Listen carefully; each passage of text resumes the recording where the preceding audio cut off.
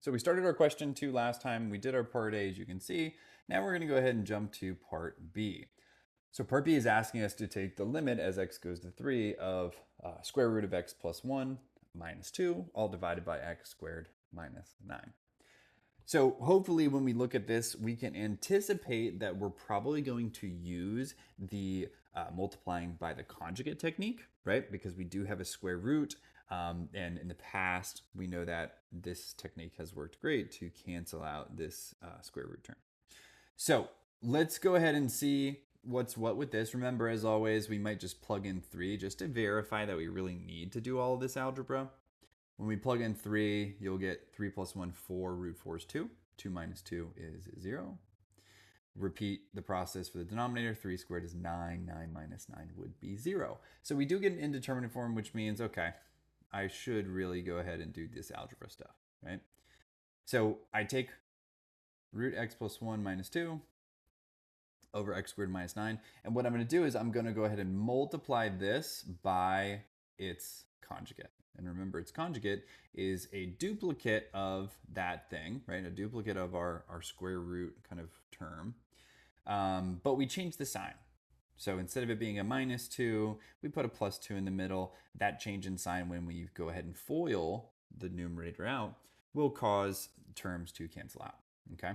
And we're going to see this here in just a moment. So let's fill out our square roots. Now we'll go ahead and simplify here. So the numerator, root x plus 1 times root x plus 1 is x plus 1.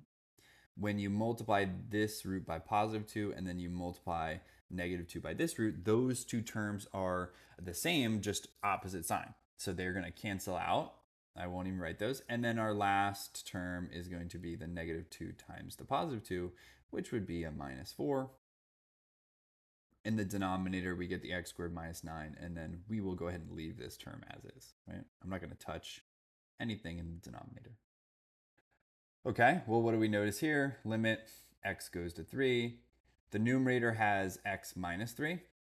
Now, this is starting to draw some attention to limit as x goes to 3. What we notice is that this is going to 0 when we go to 3, which makes me think that there is another factor in the denominator that's also x minus 3, right? That's causing the denominator to go to 0 as well.